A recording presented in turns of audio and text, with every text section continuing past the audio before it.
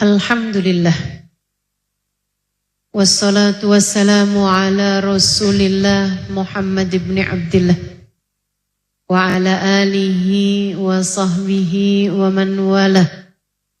Subhanaka la ilma lana illa ma 'allamtana innaka antal alimul hakim. Rabbi shrah li sadri wa yassir li amri wahlul 'uqdatan min lisani yafqahu qawli, amma ba'du.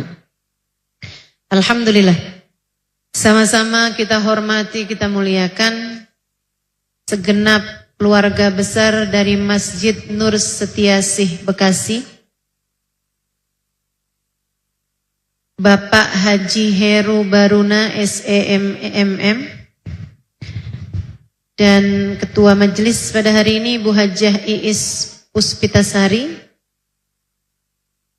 serta Ketua DKM Masjid Nur Setiasih Ustadz Ahmad Ismanto. Kita doakan semoga beliau-beliau beserta segenap keluarganya dan semua yang telah turut serta hingga terlaksana acara pada siang hari ini, semoga semuanya dipanjangkan umurnya, disehatkan badannya, dimudahkan urusannya, dikabulkan hajatnya, semakin dicinta Allah SWT dan Rasulnya, dibahagiakan hidup dunia dan akhiratnya. Sama-sama kita hormati, kita muliakan segenap pimpinan-pimpinan pondok pesantren, pimpinan-pimpinan majelis ta'lim, serta segenap syarifah dan segenap ustadzah yang mudah-mudahan semuanya senantiasa dalam limpahan rahmat, limpahan ridha, limpahan keberkahan dari Allah Subhanahu wa taala. Serta tentu saja tak lupa semua yang hadir di majelis ini, baik ibu-ibu, kakak-kakak, adik-adik, anak-anak, yang mudah-mudahan semuanya disayang Allah, dibahagiakan Allah, dirahmati Allah, dibimbing Allah, disayang Rasulullah, disyafaati Rasulullah, kelak di hari akhirat ada dalam rombongan Rasulullah. Kita semuanya dan keluarga kita semoga hidup dalam keadaan penuh berkah, jadi hamba Allah yang soleh-solehah, meninggal dunianya husnul khatimah, di akhirat Allah masukkan kita ke dalam surganya tanpa hisab, tanpa azab, tanpa itab, birahmatika ya arhamar rahimin, bijudik ya ajwadal ajwadin, innahu waliyu dalikul qadir alaih. Cinta sama takwa itu ibaratnya kayak jalan kanan sama kiri di kaki kita ini ya. Kita melangkah kanan kiri, kanan kiri, kanan kiri, kanan kiri. Dua-duanya harus sama-sama ada. Ibaratnya kayak dua sayap bagi seekor burung. Tanpa keduanya nggak bakalan bisa terbang. Kita nih harus dalam hidup kita punya dua hal ini, Bu. Jalan hidup kita, jalan takwa dan jalan cinta. Kita nggak bisa salah satunya aja, nggak bisa. Yang penting hidup tuh cinta. Cinta sama Allah. Udah zuhur belum? Yang penting cinta.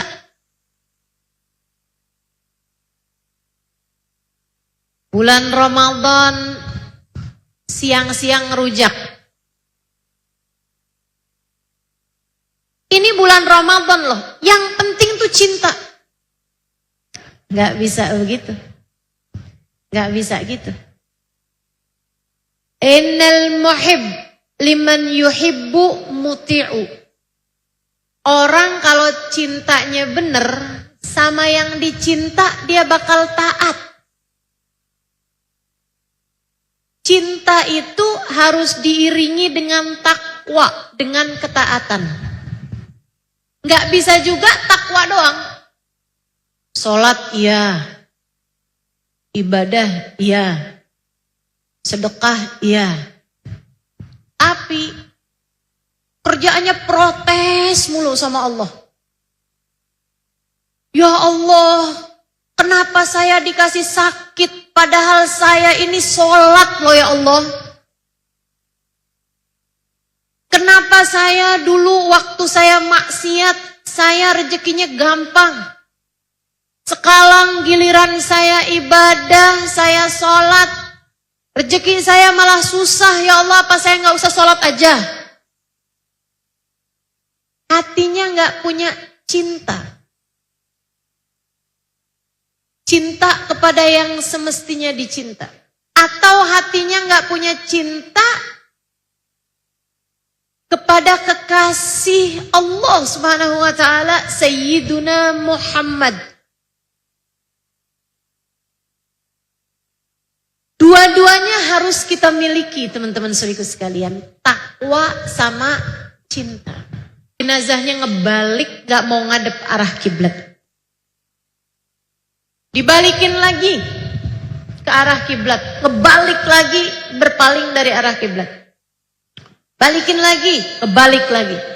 Terus begitu, diganjel, ganjel batu, ngebalik batu-batunya. Ganjel kayu, ngebalik kayu-kayunya.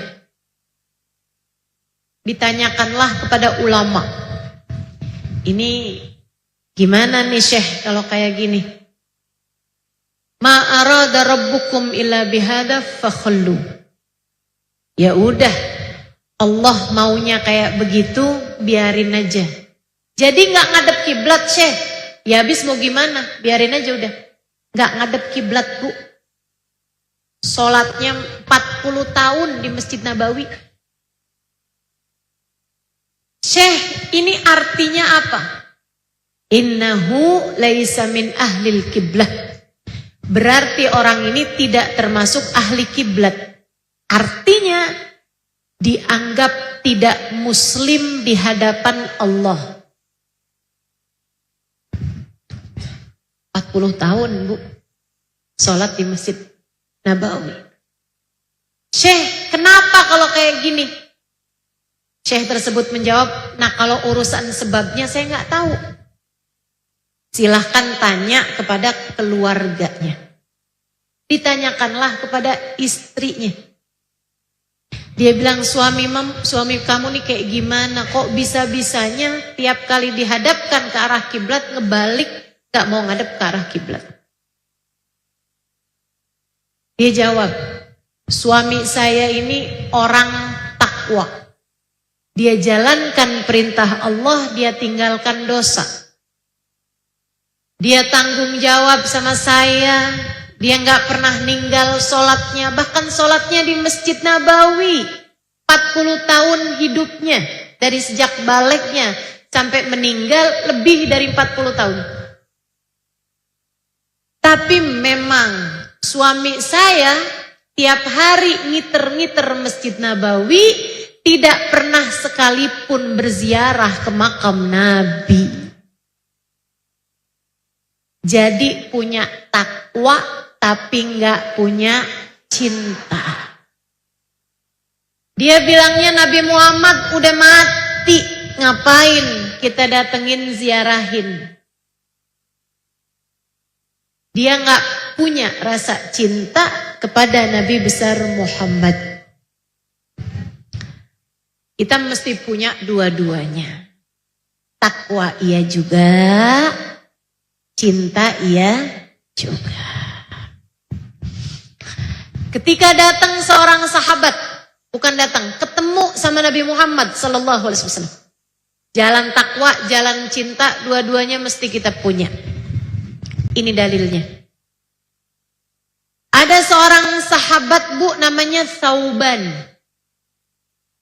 Siapa namanya? Ini saya ulangi biar ibu-ibu nanti pulang kalau cerita sambil nyebutin namanya Bu.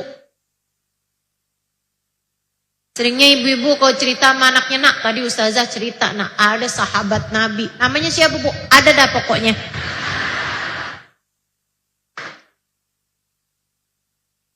Lupa menama ya bu ya. Lupa nama, ingat cerita. Ustazah kok tahu aja, saya juga suka gitu. Sama aja. Ini Thauban. Satu waktu bu, Thauban ini tambah lama kelihatan tambah kurus. Mukanya kelihatan tambah pucet, badannya kelihatan tambah lemah. Sahabat pada suka nanya, Thauban kamu kenapa dah? Tambah kurus aja Thauban. Enggak apa-apa. Ini khas perempuan doang, khas perempuan ya. Kalau ditanya sama suaminya, kamu kok lain mukanya, kenapa? Enggak apa-apa. Tapi sebenarnya kamu kenapa? Kamu sakit? Enggak. Terus kenapa? Enggak apa-apa. Habis itu kalau suaminya berhenti nanyain, dasar suami enggak peka. Sian yang jadi suami. Thauban enggak jawab pertanyaan para sahabat. Tapi satu waktu yang nanya adalah penyebab. Nabi Muhammad nanya sama dia. Ya Thauban, lebek Rasul. Mali araka nahilal jism musfarral laun. Thauban, saya liatin kamu tambah kurus, tambah pucet mukamu. Kamu sakit? Enggak Rasul. Terus kamu kenapa Thauban? Saya lagi punya beban pikiran wahai Rasul. Kalau gitu ceritakan padaku apa beban pikiranmu Thauban. Bingung Thauban. Gak usah cerita, boleh gak Rasul? Kamu harus cerita kata Nabi. Saya nih belakangan kepikiran satu hal Rasul. Apa itu Thauban? Saya lihat-liatin saya ini laki-laki yang kuat. Saya kalau disuruh pergi perang saya kuat ya Rasulullah. Saya juga kalau disuruh puasa saya kuat wahai Rasul. Saya disuruh nggak ketemu sama istri saya kuat Rasulullah. Ngadepin musuh sekuat apapun saya nggak takut wahai Rasul. Saya kuat. Tapi ternyata ya Rasulullah, beberapa bulan terakhiran ini saya menyadari ada satu hal yang saya tidak kuat. Apa itu Thauban? Saya tidak kuat menanggung rindu padamu wahai Rasulullah. Karena ternyata rindu itu berat. Kamu gak usah, biar saya aja. Katanya Thauban, saya tidak tahan menanggung rindu padamu wahai Rasul. Saya kalau datang kerinduan padamu malam hari tak sanggup kutunggu siang untuk berjumpa denganmu. Kalau datang kerinduan padamu di waktu siang tak mampu kutunggu malam berjumpa denganmu. Tapi kan alhamdulillah engkau mudah ditemui wahai Rasul. Engkau mudah dilihat wahai Rasulullah. Tiap waktu sholat engkau mengimami kami sholat. Gampang ketemunya. Kangen udah lihat lagi, alhamdulillah. Kangen lagi, ketemu lagi, alhamdulillah. Yang saya pikirin belakangan urusan akhirat wahai Rasul. Anta Rasulullah wa ana Thauban. Engkau adalah utusan Allah, Rasulullah. Sementara saya hanyalah seorang Thauban. Wahai Rasul, di akhirat nanti engkau pasti Allah kumpulkan bersama Nabi Ibrahim, Nabi Musa, Nabi Adam, Nabi Nuh. Sementara saya yang cuma tauban, wahai Rasul, andai pun Allah ampuni dosa-dosa saya dan Allah masukkan saya ke dalam surganya, surga yang mana untuk saya, wahai Rasulullah? Pastilah surgamu tinggi, sementara saya di surga yang bawah-bawah. Saya tahu Rasul, surga biar kata emperan enak juga, tapi apalah nikmatnya surga jika di sana kesenangannya sesuatu yang saya tahan tidak mendapatkannya. Dan apalah artinya jika di sana tidak terdapat kesenangan yang saya tidak tahan untuk tidak mendapatkannya, yaitu berjumpa denganmu, wahai Rasul. Apa artinya surga jika saya tidak dapat berjumpa denganmu, ya Rasulullah? Urusan makanan saya tahan lapar. Urusan bidadari perempuan saya biasa-biasa aja.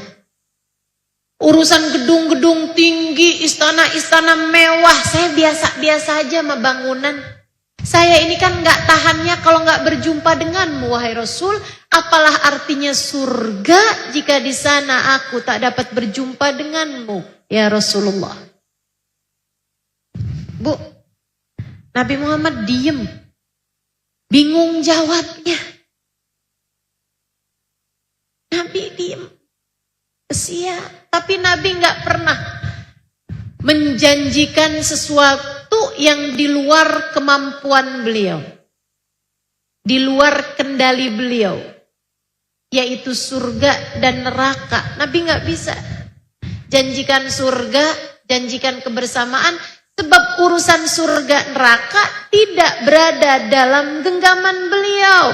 Urusan surga neraka adalah hak mutlaknya Allah subhanahu wa ta'ala. Hanya Allah lah yang bisa menetapkan surga dan neraka bagi seseorang.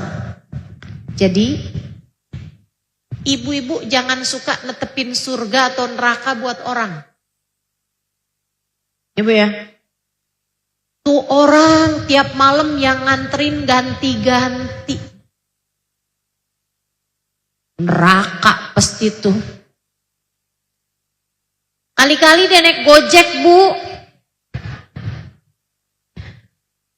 Tuh perempuan auratnya ngablak mana-mana. Malaikat penjaga neraka kirim salam sama dia. Yakin bener. Saya sebel sama dia. Nanti di hari akhirat saya mau tunggu dia di pintu neraka.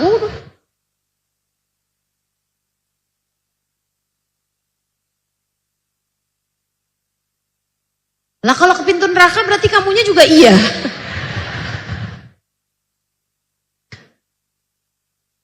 Itu yang suka ngomong begitu ya. Kayak udah diangkat jadi panitia akhirat. Sok-sokan banget. Nabi Muhammad aja tidak pernah menjaminkan neraka, apalagi menetapkan.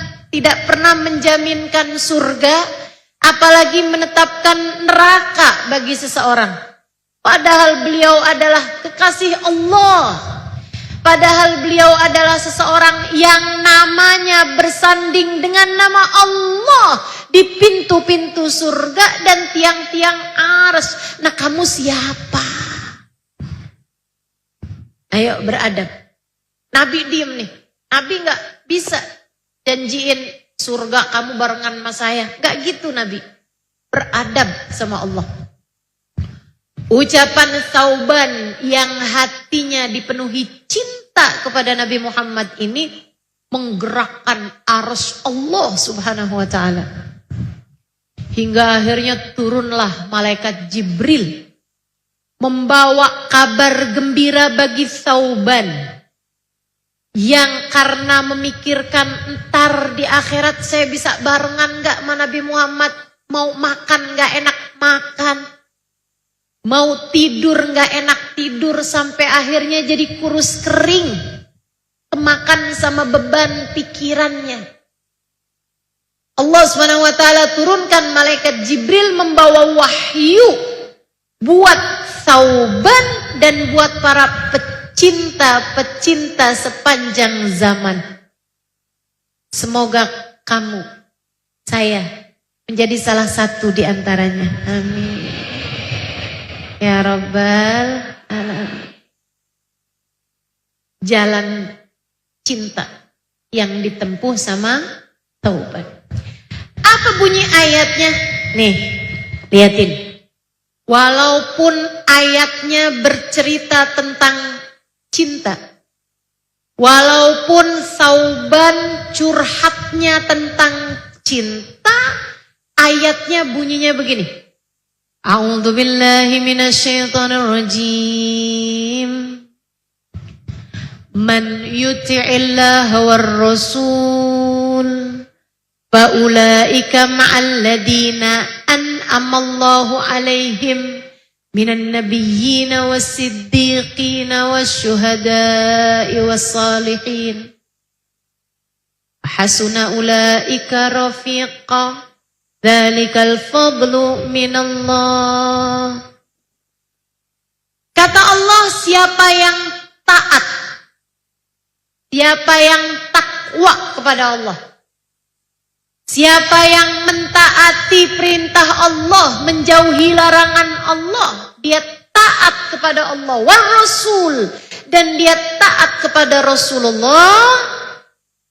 Faulaika ma'alladzina an'amallahu alaihim, akan dikumpulkan dengan orang-orang yang mendapatkan nikmat paling besar di sisi Allah. Minan nabiyyin, yaitu para nabi, wasiddiqin, para wali, wasyuhada, para ulama, wassalihin, orang-orang saleh. Artinya, Thauban, kamu udah punya jalan cinta, kamu tambahkan jalan takwa, kamu taat kepada Allah, taat kepada Rasulnya, maka kamu di akhirat nanti akan dikumpulkan sama Nabi Muhammad. Akan dikumpulkan dengan Nabi. Sebab Nabi Muhammadnya bakal kumpul bareng. Nabinya kumpul bareng. Makanya Bu, yang namanya surga itu gak pernah eksklusif. Ibu-ibu kalau mikir saya bakalan masuk surga kelas VIP. Sepian aja dah surganya. Jadi kita bebas di surga. Itu belum tentu masuk surga yang begitu. Karena yang namanya surga itu memang seumum itu. Nabi bakal berjumpa dengan umatnya. Nabi bakal berkumpul dengan umatnya. Ibu-ibu saudariku sekalian yang saya muliakan. Katanya Nabi Muhammad, anta ma'aman ahbabta, kamu di akhirat nanti akan dikumpulkan dengan yang kamu cintai. Jadi jalannya dua-duanya harus punya taat, takwa, dan cinta. Takwa dengan seluruh anggota tubuhmu, cinta dengan hatimu. Sama Allah yang taat, yang takwa. Sama Nabi Muhammad yang taat, yang takwa. Sama Allah yang cinta, sama Nabi Muhammad juga. Cintai Nabi Muhammad sallallahu alaihi wa ala alihi wa sahbihi wasallam. Dan saya lihatin ya Bu, orang-orang itu kalau dia takwanya benar, dia akan cinta. Saya lihatin juga orang kalau cintanya benar, dia akan takwa. Subhanallah. Jadi gak bisa dipisah-pisah itu tuh. Gak bisa yang saya akan masuk surga lewat jalan takwa, gak perlu cinta. Gak bisa. Saya akan masuk surga lewat jalan cinta, saya gak perlu takwa. Gak bisa. Dua-duanya adalah dua sayap, kanan dan kiri. Dengannya kita bisa terbang menuju surga Allah Ta'ala. Yuk belajar jadi hamba yang penuh takwa. Yuk belajar jadi hamba yang penuh cinta. Insya. Takwa itu berarti apa Ustazah? Kerjakan perintah, jauhi larangan. Kerjakan perintah, sholatmu dijaga Bu. Mau masuk surga tapi nggak mau sholat. Surga yang mana itu? Kalau kamu mau ibadah, kalau kamu mau surga, ya mesti taat sama perintah Allah. Nggak bisa ada ceritanya, oh, tenang aja, saya udah dijamin surganya nih, jadi saya nggak perlu sholat. Nggak bisa begitu. Saya lihat-liatin orang-orang semakin dekat jalannya menuju Allah, semakin soleh, sholatnya semakin bagus. Nggak ada ceritanya begini nih. Nggak ada ceritanya. Saya ini udah pasti surganya lah, jadi saya nggak wajib sholat lagi. Nggak ada ceritanya orang nggak wajib sholat. Ini jangan sampai menyesatkan pikiranmu, Bu. Nggak ada ceritanya kamu udah nggak wajib sholat lagi, nggak ada ceritanya. Misalnya nih, umur udah 90 tahun. Mama udah sholat, Mah. Gak nak, Mama nih gak perlu sholat lagi nak sekarang udah. Mama dapat wahyu dari Allah. Katanya Mama udah gak perlu sholat lagi nak. Bu, sholat itu wajib. Yang enggak wajib sholat cuman 2 orang. Orang yang udah mati sama orang gila. Jadi selagi ibu hidup dan enggak gila, maka ibu wajib.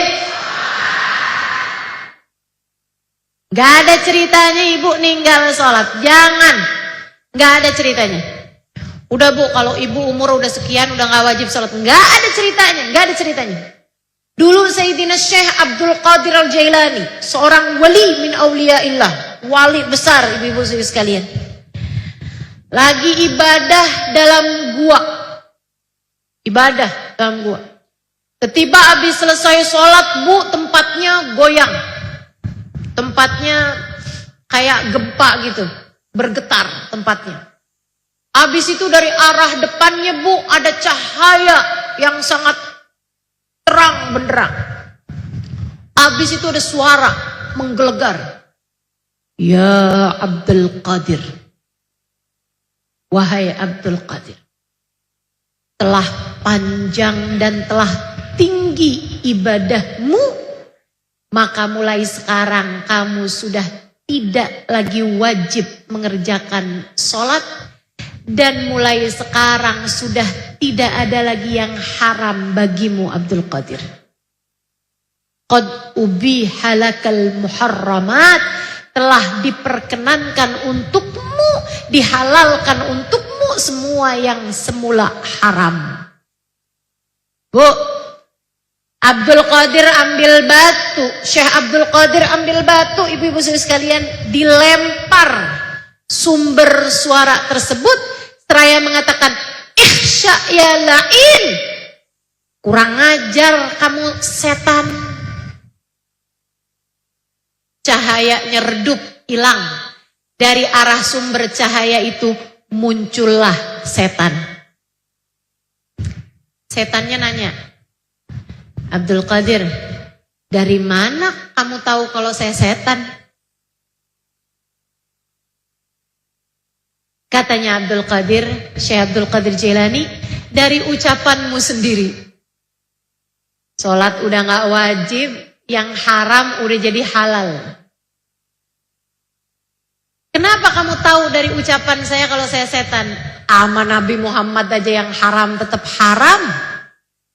Buat Nabi Muhammad aja sholat tetap wajib. Masa ketiba saya kemudian jadi gak wajib sholat, jadi nggak haram hal-hal yang diharamkan. Ya kita Bu, sama Nabi Muhammad aja sholat duhur wajib, Sholat asar wajib, maghrib wajib, isya wajib, subuh wajib. Bahkan buat Nabi Muhammad tahajud wajib, Bu. Tahajud wajib buat Nabi Muhammad. Masa buat kita tiba-tiba duhur jadi nggak wajib, asar jadi nggak wajib? Yang taat tetaplah taat. Ibadah harus kita kerjakan, ibu-ibu sekalian. Capek sholat mulu. Kamu kalau pengen gak capek sholat, ntar hari pertama masuk kuburan. Gak usah sholat tuh, Bu. Gak usah sholat. Udah gak perlu sholat lagi ntar di kuburan. Tapi selagi ibu masih hidup di atas muka bumi, sholat, Bu, jangan ditinggal. Sholat, Kak, Dek, Nak, jangan tinggal.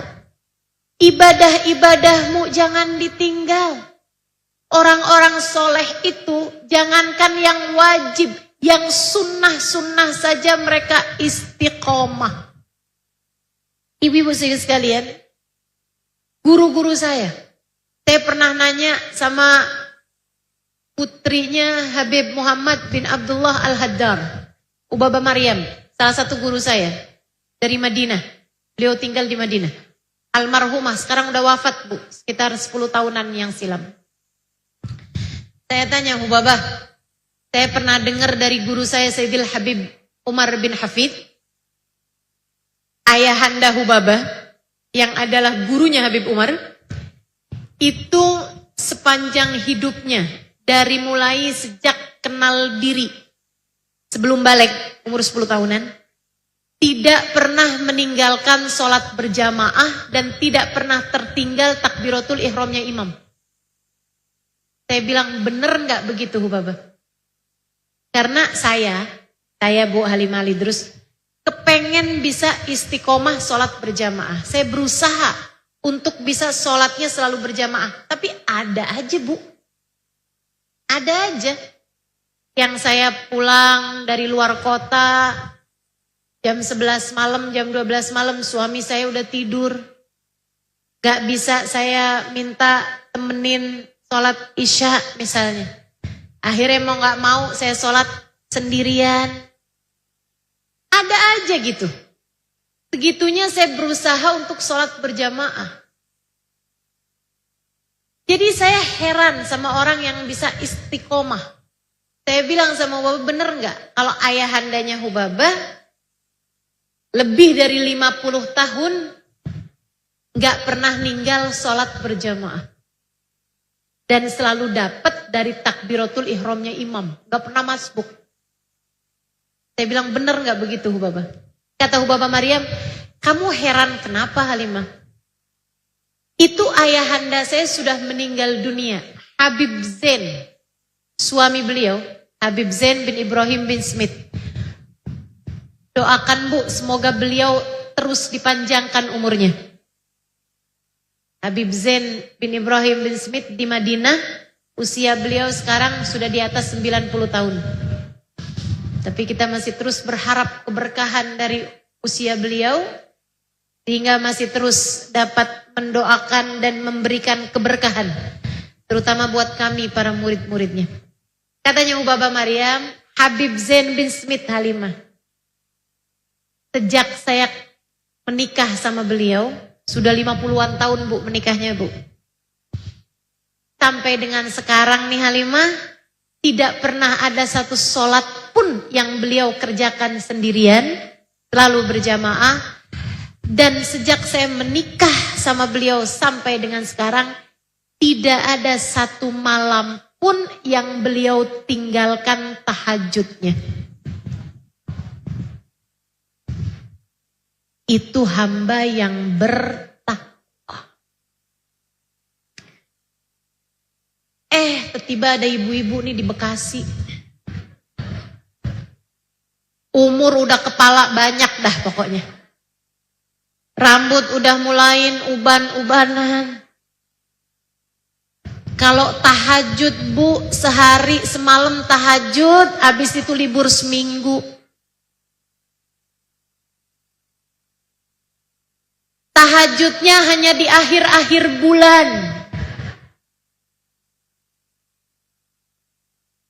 Ketika kantong mulai menipis, ketika transferan sudah tak tersisa, mendadak-dadak jadi rajin tahajud. Begitu transferan masuk, tahajudnya udah hilang gak tahu kemana. Ada yang begitu? Mana orangnya? Bu, yang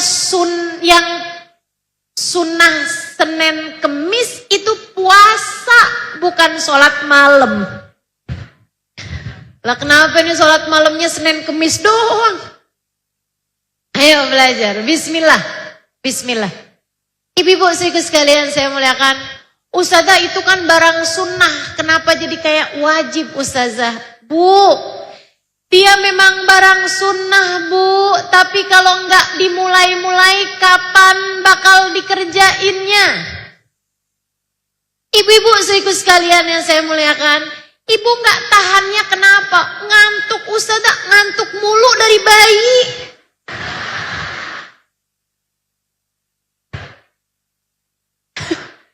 Ibu nggak lihat anak bayi ngantuk mulu? Masa udah segini tua nggak bisa juga sholat tahajud? Malu mauban, malu mauban. Ibu-ibu sekalian yang saya muliakan, Hubabah Zahra, ibunda dari Habib Umar bin Hafid, guru saya Bu, ibunda beliau, Hubabah Zahra, almarhumah, al-maghfur laha. Ibu-ibu sekalian, perempuan sangat solehah. Saya waktu pandemi nulis buku Bidadari Bumi yang kedua, salah satunya saya masukkan ceritanya Hubabah Zahra. Ibu-ibu sekalian yang saya muliakan, saya karena nggak tahu banyak cerita tentang beliau, saya kirim surat, kirim WhatsApp, minta tolong kepada cucu beliau untuk menuliskan cerita-cerita tentang Hubabah Zahra karena saya mau tuliskan di buku Bidadari Bumi. Akhirnya Bu sama cucunya beliau tanya-tanya kepada bibi-bibinya yang adalah putri-putrinya Hubabah Zahra. Nih Ustazah Halimah mau bikin buku salah satunya tentang Hubabah Zahra, ceritain deh gitu. Beberapa putri-putrinya bercerita. Dan inilah salah satu dari ceritanya. Anaknya cerita, putri beliau, Hubabah Zahra dari mulai saya kecil tidak pernah meninggalkan tahajud. Lama sholatnya, tahajudnya lama. Tahajudnya lama Bu. Tapi kan ada banyak juga orang-orang tahajudnya lama. Mudah-mudahan kita menjadi salah satunya. Amin. Istiqomah tahajud. Dari saya kecil katanya putrinya itu Hubabah Zahra gak pernah ninggal. Cuma ada satu malam beliau tertidur terlampau malam dan juga badan beliau sedang kurang sehat sepertinya. Terbangun saat azan subuh. Rumah beliau itu sebelahan masjid Bu, Masjid Muhdar. Beliau kebangun saat azan subuh. Putrinya cerita, saya yang ada di situ ketika azan subuh, saya buka pintu kamar, Hubabah kebangun dengar azan subuh. Hubabah gak bisa bangun dari tempat tidur Bu. Begitu dengar azan, gemeteran lututnya. Ini sekali-sekalinya ninggal tahajud. Lututnya gemeteran. Kayak gak bisa bangun gitu. Gemeteran. Terus beliau bilang, azan al-fajr. Zat azan al-fajr. Itu azan subuh tuh. Azan subuh tuh. Saya bilang sama beliau, iya Umi itu azan subuh Mi. Bapak bilang, Zahra magamat lailataha. Ini Zahra nih gak bangun nih malam. Zahra nih gak bangun nih malam. Astagfirullah, Zahra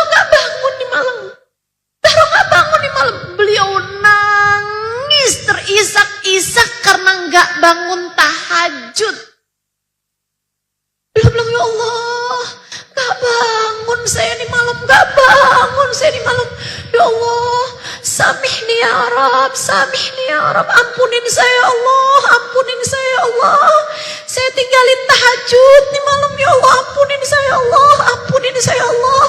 Ini tidur apa kayak begitunya saya Allah, maafin saya Allah, maafin saya Allah. Gemeteran ke kamar mandi tuh sampai tertatah-tatah beliau. Sebelum sholat subuh beliau sholat taubat dulu karena enggak bangun tahajud.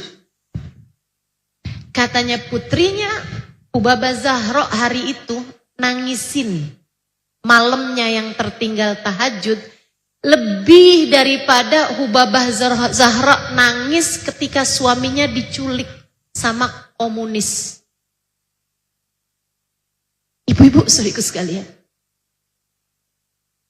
dapat ujian besar banget, nangisnya segitu-gitu aja.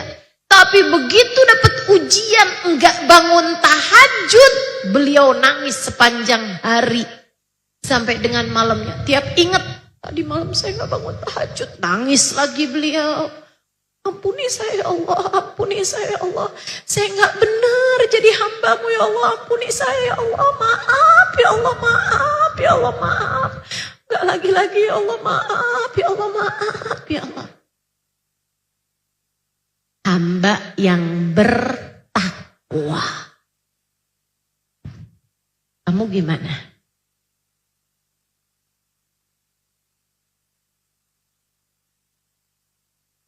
Sekurangnya,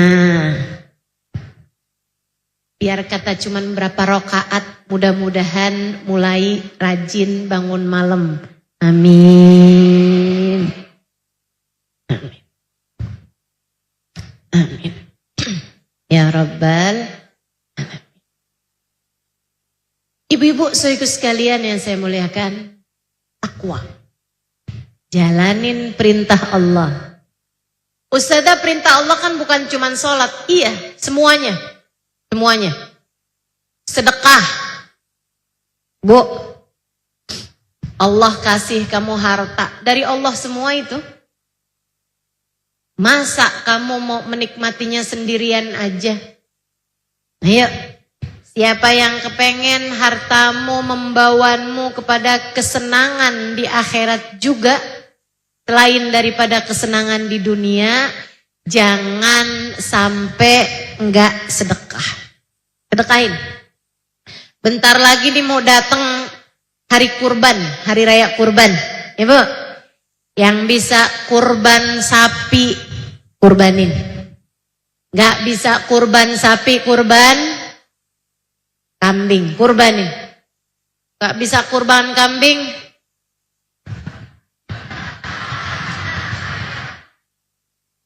kurban ayam boleh gak sih Ustazah? Ada yang berpendapat, ada. Salah satunya Ibnu Abbas. Sahabat Nabi Muhammad Sayyidina Ibnu Abbas. Itu salah satu di antara orang yang bilang bahwa kurban ayam itu boleh. Dengan dalil Sayyidina Bilal bin Rabah. Nabi bu, waktu hari raya kurban Nabi nanya, kamu kurban apa? Kata Nabi, mas sahabat. Unta ya Rasulullah. Kamu apa? Kambing Rasul. Kamu apa? Unta Rasul. Kamu kambing Rasul. Kamu kambing. Nabi kemudian bilang sama Bilal, kamu Bilal ayam Rasul. Nabi senyum kayak ketawa-ketawa gitu. Dengar Bilal bilang ayam. Nah, dari Sayyidina Ibnu Abbas bilang, boleh tuh kurban ayam dengan dalil tadi itu. Tapi banyak di antara ulama yang bilang enggak ada Allah sebutkan, Nabi Muhammad dalam hadisnya enggak ada nyebut ayam. Jadi kurban ayam tuh nggak boleh. Itu mungkin khusus saja buat Bilal bin Rabah. Makanya Nabi juga senyum-senyum. Nah, kamu bukan Bu Bilal, nggak usah ikutan kurban ayam. Demikian pendapat para ulama-ulama. Menurut saya, yang saya dapat dari guru-guru saya juga, kalau kamu emang kepengen banget kurban. Tapi tiap tahun nih duitnya kurang mulu nolnya. Apalagi sekarang harga plastik naik. Apa hubungannya ya?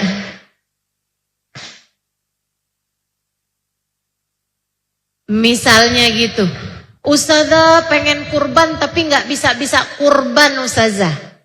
Gimana kalau saya belajaran berkurban dengan cara saya kurban ayam? Bolehlah. Cuman saran saya Bu ya, tolong didengerin ini ya, jangan sepotong-sepotong. Bagi yang kurban ayam jangan naruh di masjid.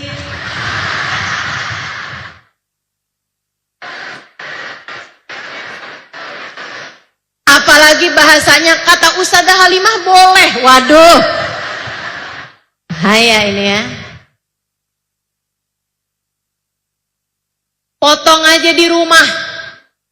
Habis itu dimasak jadiin opor, bagiin ke tetangga barengan sama ketupatnya. Gitu kan? Nah tuh. Allah Maha Rahman, Allah Maha Rahim. Mudah-mudahan Allah menerima kurban-kurban kita. Amin. Ya Rabbal Alamin. Belajar berbagi. Belajar berbagi. Sedekah. Sedekahin. Gak akan nyesel Bu kamu kalau harta kamu sedekahkan di jalan Allah. Gak akan nyesel. Dunia cuman segini-gininya. Jadi bekalan kita menuju akhirat. Insya Allah. Ibu-ibu sekalian, takwa sama Allah. Takwa kepada Allah. Allah nyuruh kita nutup aurat. Bagian dari takwa Bu. Ya Bu ya. Jangan sampai ada ibu-ibu di sono tapi di Bekasi nggak ada. Nggak ada bedanya. Kalau pergi ke pengajian kerudungannya double-double. Tapi giliran ngejar tukang sayur kerudungannya ketinggalan. Ustazah kalau ngambil kerudungan dulu nih Ustazah. Tukang sayurnya keburu pergi. Nah, jangan begitu ya Bu ya. Tutup aurat. Bagian dari kita melaksanakan perintah. Ibu udah tahu belum? Kalau enggak boleh salaman laki-laki sama perempuan yang bukan mahram. Tahu? Jangan sampai ketemu sama ustazah belum tentu salaman, ketemu sama ustadz pengennya salaman. Ketemu sama Bu Lurah nggak salaman, sama Pak Lurah pengen salaman. Jangan begitu. Ustazah, saya mah salaman, ya ustazah, nggak ada rasa apa-apa ustazah. Bu, walaupun kagak ada rasanya tetap haram Bu, tetap haram. Nabi kita Muhammad sallallahu alaihi wasallam beliau mengatakan la an aqbalani rajulun bisyu'latin minan nar ahabbu ilayya min an yamussa jilda imra'atin la tahillu li. Lebih baik saya dihadapkan dengan seorang laki-laki yang bawain saya api berkobar di hadapan saya, ditakut-takutin sama api, mendingan saya daripada saya harus bersalaman dengan perempuan yang tidak halal bagi saya. Nabi nggak mau Bu salaman. Nabi nggak mau salaman. Ibu-ibu sekalian, lah kamu kalau mau salaman sama laki-laki yang bukan mahram, mau ngikutin siapa? Nabi aja nggak salaman. Saya nggak ada perasaan apa-apa. Maksud kamu Nabi Muhammad kalau salaman ada perasaan apa-apa gitu? Nabi orang yang paling pinter jaga hati, Bu. Segitunya Nabi tidak mau bersentuhan dengan perempuan yang tidak halal baginya. Maka ibu-ibu jangan mau bersalaman dengan yang bukan mahramnya. Jelas? Jelas? Ustazah, gurunya anak-anak saya Ustazah. Ya biarin. Mau siapa juga Bu, jangan salaman. Salamannya hanya dengan laki-laki yang mahram sama kita. Siapa tuh? Bapak, paman, anak laki, ponakan laki, saudara laki, itu yang kita boleh salaman. Sama ipar boleh nggak? Nggak boleh. Sama mantan boleh nggak mantan?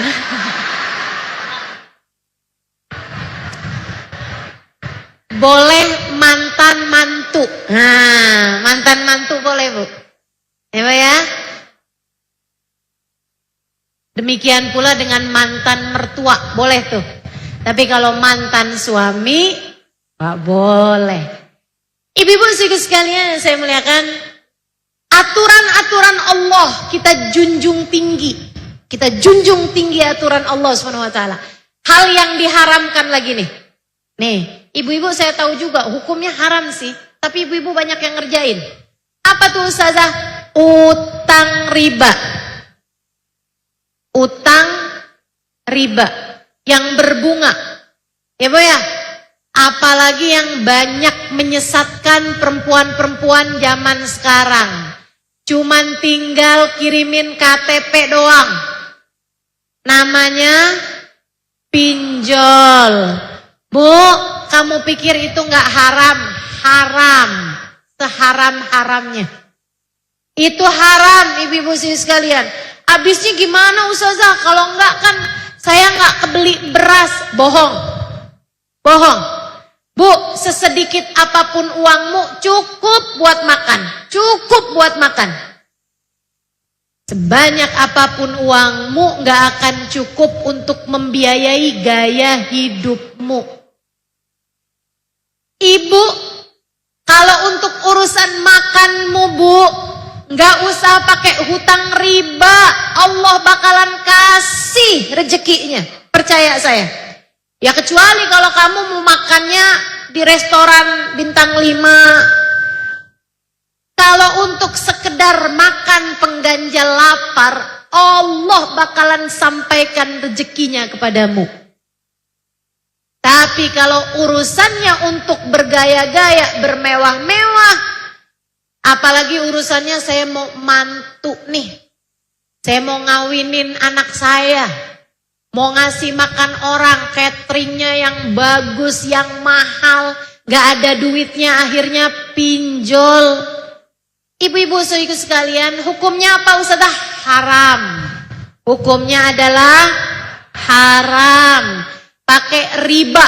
Katanya Nabi Muhammad SAW, la'anallah akilur riba wa mukilah wa katiba wa syahidah. Allah melaknat orang yang makan dari uang riba, yang dikasih makan atau berhutang dengan uang riba, yang nyatet ataupun saksinya, semuanya dilaknat sama Allah Subhanahu wa ta'ala. Hati-hati. Syariat agama Allah kita harus junjung tinggi.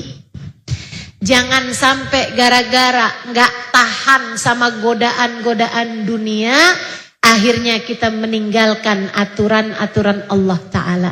Yang taat jadi hambanya Allah, yang takwa jadi hambanya Allah Subhanahu wa Ta'ala. Nah, selain taat, ibu juga harus punya cinta.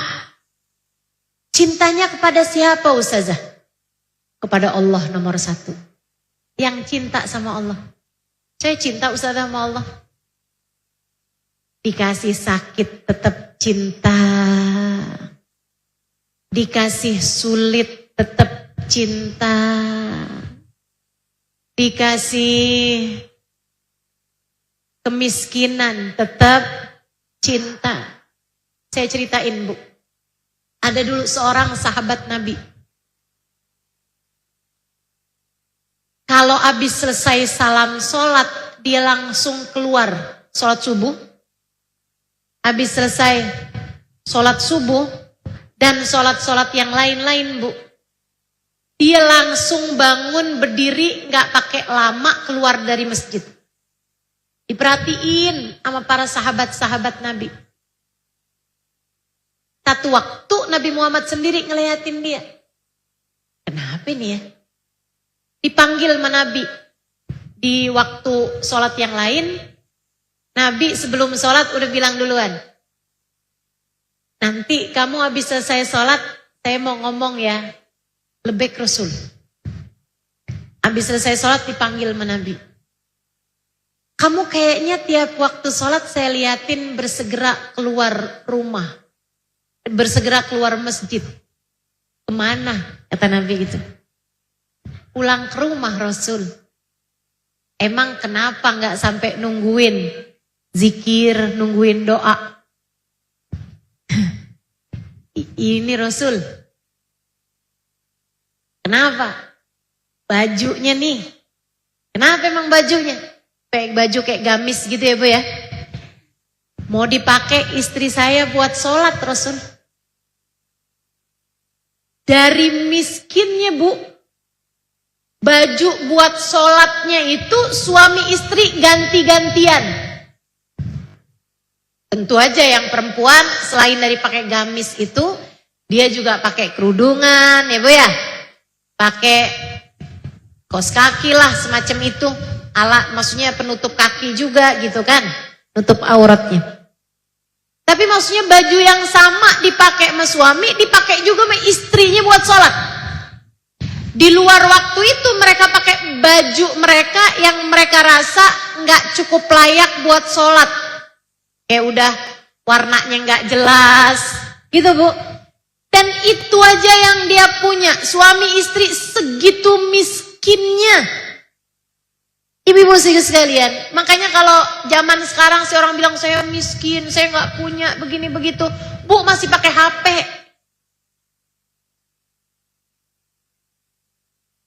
Saya nggak punya ustazah begini begitu, tolonglah transferin ustazah. Tapi dia mintanya pakai WhatsApp. Jual aja HP-nya kalau kamu memang nggak bisa makan. Betul? Sahabat dulu Bu, kalau miskin beneran miskin. Bu, Nabi nggak tega akhirnya. Hari itu juga Bu, Nabi Muhammad kasih bajunya. Para sahabat kemudian ngumpulin harta mereka, kasihin kepada orang ini. Dia pun pulang dari masjid dalam keadaan penuh sukacita, ngebawain barang-barang dari para sahabat ini Bu nih. Ada baju, ada perhiasan, ada uang, ada... Seneng banget dia pulang. Tapi besoknya dibalikin semuanya tanpa terkecuali. Dibawa lagi sama dia ke masjid tanpa terkecuali. Habis kayak dapat 2 hari, 3 hari. Sama Nabi ditanya, lah kok dibalikin? Rasul, balikin aja ya Rasul. Kenapa kata Nabi? Ini nih Rasul, saya sama istri itu tiap pagi membaca zikir yang kau ajarkan kepada kami. Yang mana kata Nabi? Raditu billahi rabba wa bil islami dina wa bi Muhammadin sallallahu alaihi wasallam nabiyan wa rasulah. Ya Allah, aku ridha Engkau Tuhan kami. Ya Allah, aku ridha dengan apapun yang kau berikan pada kami. Saya ridha ya Allah. Islam sebagai agama kami. Saya ridha Nabi Muhammad utusanmu untuk kami. Rasul, tiap hari saya baca dikiran tersebut sambil senyum. Saya bilang makasih ya Allah. Apapun yang kau tetapkan yang terbaik darimu ya Allah. Saya ridha, saya terima. Dibuat miskin kayak begini, alhamdulillah. Makasih ya Allah, alhamdulillah, makasih ya Allah. Sampai hari di mana engkau memberikan banyak barang untuk kami, saya bacanya seperti membohongi diri sendiri. Saya bacanya sama istri nggak lagi bisa senyum ya Rasulullah. Saya kayak bilang, kalau kamu ridha nggak bakalan sampai para sahabat-sahabat mengirimkan bantuannya kepadamu. Kalau kamu beneran ridha, kamu beneran seneng Allah jadikan kayak begini, mestinya nggak sampai ada orang nyumbangin kamu kayak begini. Maafkan saya Rasul, saya balikin aja deh Rasul, sebab selama ini saya cinta kepada Allah dan saya merasakan hati saya terima dengan apapun yang telah ditetapkan Allah.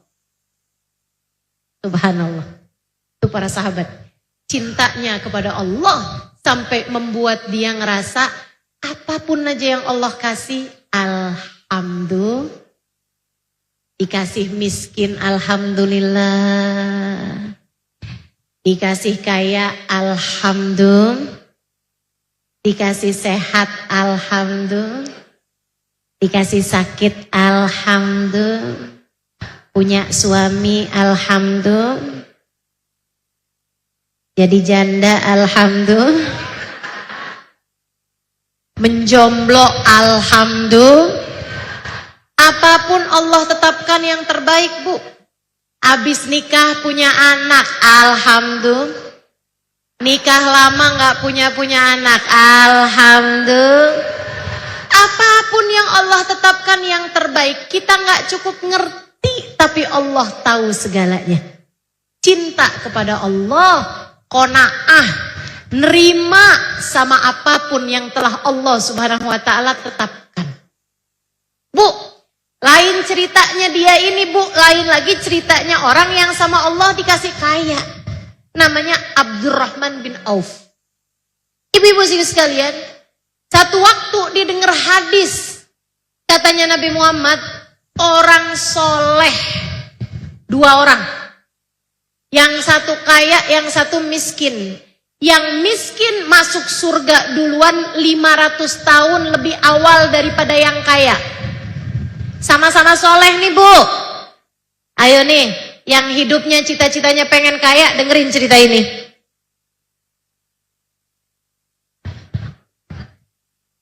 Habis itu ditanyain, ibu-ibu cita-citanya apa? Kaya, Ustazah. Tetep aja ya. Jadi nih, Bu nih, Nabi Muhammad cerita orang dua-duanya sama-sama soleh. Ibadahnya sama. Cuman yang satu miskin, sehingga gak ada hisabnya. Yang satu kaya, sehingga lama hisabnya. Karena hisab lama itu Bu ditanyain satu-satu. Kerudung kamu dapat dari mana, dipakai buat apa aja. Satu detil sekali pertanyaan di akhirat. Makanya sampai dia tertahan kabarnya 500 tahun, Bu, dari orang yang miskin. Ada sahabat yang kaya namanya Abdurrahman bin Auf. Serem dengar hadis itu. Akhirnya dia mikir gimana caranya ya biar miskin saya ini. Biar duit saya tuh habis gitu. Karena disedekahkan nambah lagi. Dibagi-bagiin nambah lagi. Perdagangannya maju. Akhirnya, Bu, satu hari Nabi ngajakin pergi perang sama para sahabat di saat musim panennya kurma. Kurma itu, Bu, kalau dipanen, kurma itu kalau waktunya mestinya dipanen, kalau nggak dipanen-panen kematangan. Kematangan tuh jadi setengah busuk ya, Bu ya. Jadi nggak bagus kurmanya. Masih bisa dimakan, cuman jadi nggak bagus kualitasnya gitu. Akhirnya karena diperintah sama Nabi Muhammad, para sahabat tetap pergi juga. Abdurrahman bin Auf bilang begini, udah gak apa-apa, pergi aja, pergi perang aja. Nanti saya akan beli panen-panennya. Para sahabat girang, senang, pergi perang. Pulang pergi perang beneran, Bu, kurma mereka pada busuk. Sama Abdurrahman bin Auf duitnya banyak nih. Dia pengumuman, yang punya kurma busuk jual ke saya akan beli seharga kurma bagus. Maksudnya Abdurrahman bin Auf jadi dapat pahala sedekah dan duit dia habis. Duit dia habis, dia jadi miskin. Dia kepengen banget buat jadi orang miskin. Ibu-ibu sekalian, biar dia bilang biar hisab saya nggak kepanjangan. Bu, orang semua berbondong-bondong menjual kurma busuk mereka kepada Abdurrahman bin Auf, dibeli sama Abdurrahman bin Auf seharga kurma bagus. Habislah duitnya Abdurrahman bin Auf, Bu. Dengan sekarang dia punya segudang penuh penuh kurma busuk. Miskin dah saya, alhamdulillah. Aneh-aneh ya kisah-kisah para sahabat nih. Makanya saya sering baca, sering dengerin kisah para sahabat begitu tuh Bu tuh. Pembelajaran dalam hidup. Cara buat jadi hamba Allah Subhanahu wa taala yang soleh-solehah tuh kayak gimana gitu. Seneng nih Bu Abdurrahman bin Auf. Seneng banget. Nggak lama ibu-ibu sekalian, datang utusannya Raja Najasyi, rajanya Habasyah. Dia bilang madep kepada Nabi Muhammad. Dia bilang, ya Rasulullah, di kampung kami, di negeri kami di Habasyah sana ya Rasulullah, lagi ada wabah penyakit. Dokternya bilang ini bisa sembuhnya pakai kurma busuk.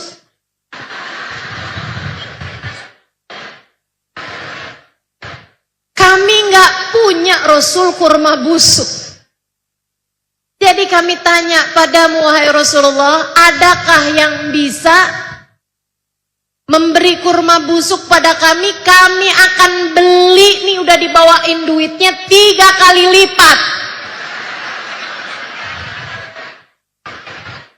dari harganya kurma yang normal. Nabi senyum.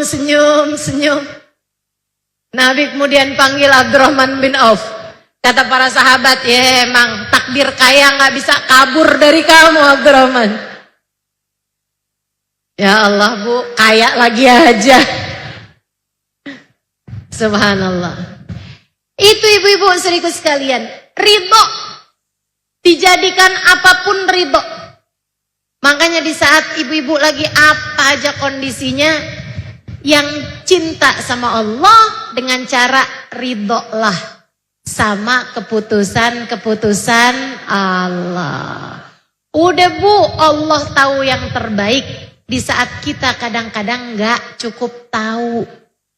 Ya Bu, dijadikan apa aja alhamdulillah, ridho sama Allah. Cinta sama Allah artinya kamu mencintai hamba-hamba yang mulia di sisi Allah. Terutamanya manusia paling mulia, bagindamu Nabi besar Muhammad. Yang cinta sama Nabi Muhammad Bu, yang sayang sama Nabi Muhammad deh.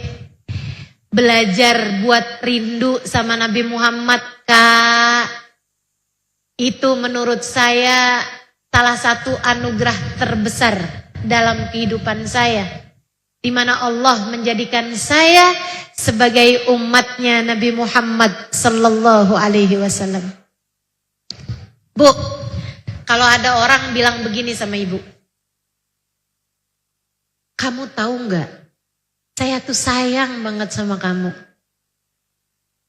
Tiap malam saya tahajud. Tiap habis tahajud, saya doakan kamu sebelum saya mendoakan diri saya sendiri. Bagaimana menurutmu orang itu? Beneran sayang apa gak sayang? Sayang. Kamu bisa bales apa orang itu?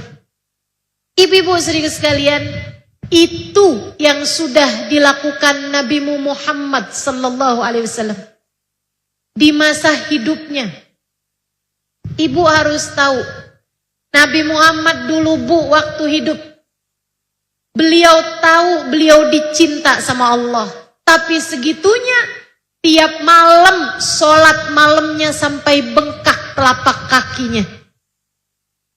Habis selesai sholat malam Bu, doa dengan linangan air mata, bahkan terkadang dengan dada yang naik turun, dengan suara sesenggrukan. Sayyidina Bilal bin Rabah bercerita, Nabi kalau lagi doa di sepertiga malam terakhir, saya mendengar dari dada Nabi Muhammad saut kaghalayanil ma, suara seperti suara air mendidih. Dari dada Nabi Muhammad sallallahu alaihi wasallam. Linangan air mata, dada naik turun, suara parau, dan dengan suara seperti suara air mendidih, beliau berdoa, untuk siapa kalau bukan untuk kita umatnya? Apa doanya Nabi? Ya Allah, ampunin umat saya, Allah ampunin umat saya. Sayangi umat saya, Allah tolongin umat saya, Allah selamatin umat saya, Allah. Ampunin umat saya, Allah ampunin umat saya. Ibu-ibu saudariku sekalian yang saya muliakan, sayangnya sama kamu luar biasa. Makanya Bu, ibu-ibu yang lagi punya hajat, misalnya ngedoain anak saya bandel banget Ustazah. Cobain kalau tahajud, tagih sama Allah doanya Nabi Muhammad sallallahu alaihi wasallam. Cobain. Ya Allah, anak saya ya Allah, dia kan juga umatnya Nabi Muhammad. Katanya kan Nabi Muhammad selalu mendoakan umatnya di waktu hidup beliau, bahkan sesudah wafat beliau. Ya Allah, anak saya kan umatnya Nabi Muhammad, selamatin anak saya ya Allah, selamatin anak saya dengan berkat doanya Nabi Muhammad. Ijabahkan doa Nabi Muhammad untuk anak saya ya Allah. Ijabahkan doa Nabi Muhammad untuk anak saya. Minta sama Allah. Kita nih alhamdulillah jadi umat yang disayang sama nabinya. Ibu-ibu sih sekalian, bahkan kalau kamu doain suamimu. Suami saya Ustazah, bandelnya gak habis-habis. Doain, tagih. Suamimu kan juga umatnya Nabi Muhammad sallallahu alaihi wasallam. Atau kalau kamu lihat, ya Allah, saya nih udah setua ini, bandel gak selesai-selesai. Ayo, coba tuh. Ya Allah, saya kan umatnya Nabi Muhammad ya Allah. Tolongin saya ya Allah. Ampuni dosa-dosa saya ya Allah. Bimbing saya ke jalanmu ya Allah. Jangan biarkan saya terjerumus dosa-dosa ya Allah. Bukankah kabarnya Nabi Muhammad selalu mendoakan saya umatnya? Ya Allah, kabulkan doa Nabi Muhammad untuk saya. Minta, tagih doanya Nabi Muhammad sallallahu alaihi wasallam untukmu. Sayangi, cintai Nabi Muhammad. Karena Nabi Muhammad memang begitu besar cintanya kepada kita sekalian. Cintai juga para ulama, cintai juga orang-orang soleh, cintai kedua orang tuamu, cintai saudara-saudarimu, cintai suamimu, bukan suami orang, cintai suamimu, cintai anak-anakmu, cintai siapapun yang Allah perintahkan kita untuk mencintai mereka. Pada akhirnya saya mau ngajakin ibu-ibu nih sekarang nih. Kita punya Nabi Muhammad sallallahu alaihi wasallam penuh cinta sama kita. Kita hidup takwa sama cinta. Berbekal dengan keduanya, salah satunya buat dapat cintanya Nabi Muhammad dan buat dapat kita semakin cinta sama Nabi Muhammad. Yuk kita baca sholawat pada Nabi Muhammad. Yang masih pada punya air boleh dibuka airnya. Yang gak punya air jangan ngambil air tetangganya.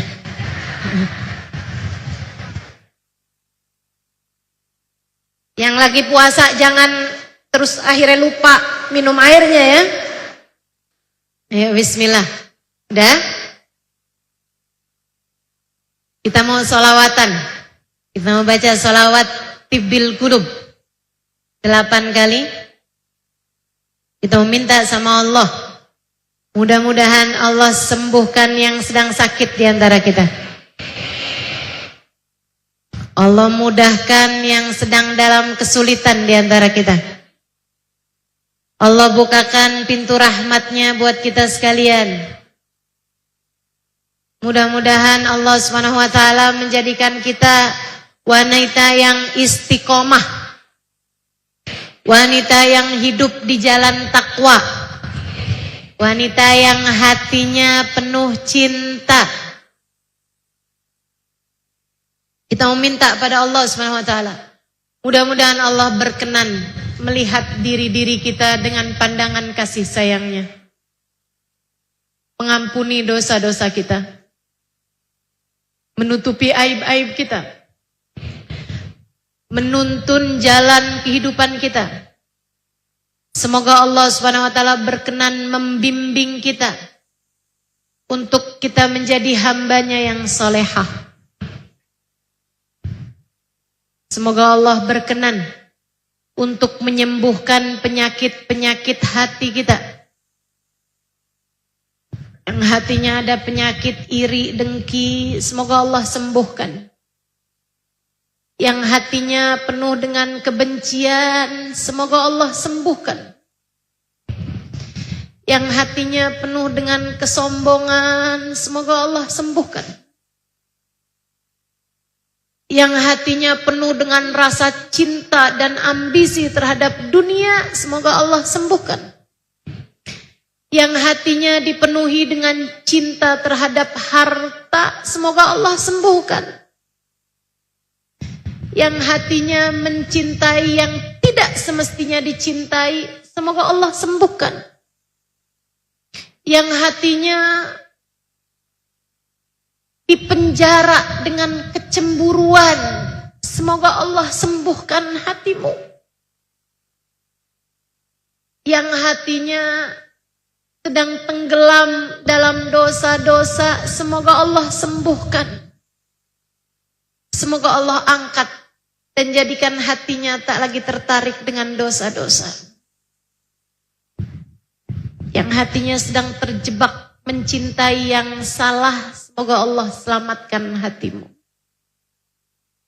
Kita meminta sama Allah Subhanahu wa taala, zahir batin kita semoga Allah sehatkan semuanya. Ma min ayyam al-amalus salih ahabbu ilallah min asyar dzulhijjah. Tidak ada hari di mana amal soleh lebih Allah sukai daripada 10 hari pertama dari bulan Dzulhijjah. Kita sekarang ada di antara hari-hari tersebut. Hari-hari di mana Allah menyukai amal soleh pada hari ini. Termasuk di antara amal soleh itu adalah majelis ilmu. Termasuk di antara amal soleh itu adalah doa. Termasuk di antara amal soleh itu adalah solawat.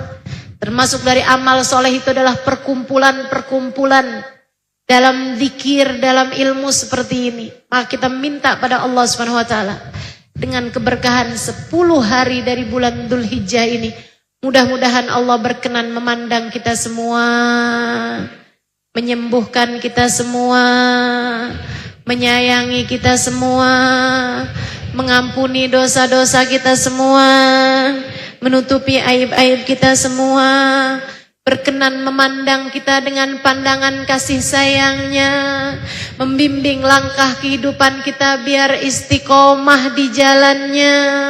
Apabila datang ajal menjemput kita, dimatikan kita dalam husnul khatimah. Wa man nadhara ilaihi Allah bi'ain rahmatih lam yu'adzibhu abadan.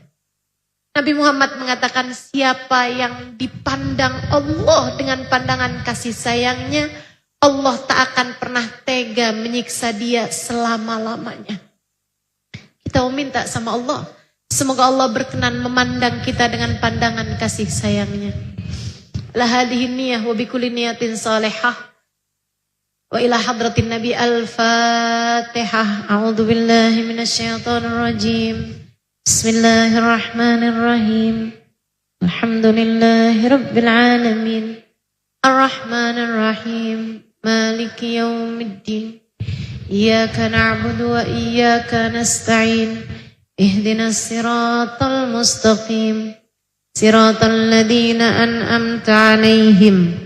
Ghairil maghdubi 'alaihim waladdallin. Amin.